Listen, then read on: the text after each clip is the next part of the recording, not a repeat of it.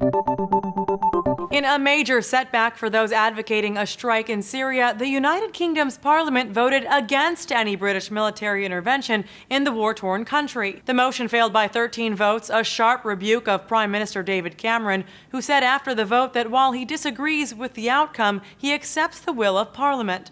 It is clear to me that the British Parliament, reflecting the views of the British people, does not want to see British military action. I get that, and the government will act accordingly. Cameron's government had pushed for intervention in Syria and released a report blaming the government of Syrian President Bashar al-Assad for last week's deadly chemical weapon attack.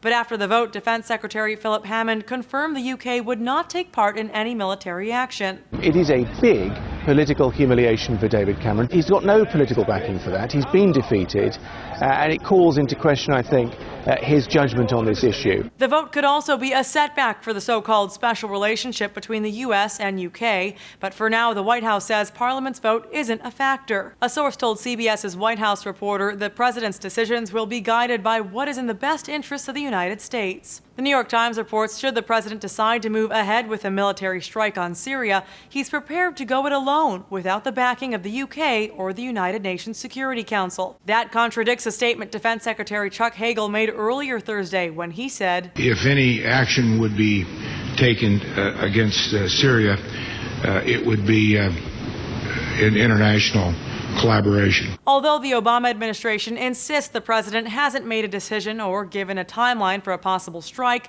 NBC cites Pentagon officials who say it could come within days and that the U.S. was past the point of no return. For Newsy, I'm Candace Avilés.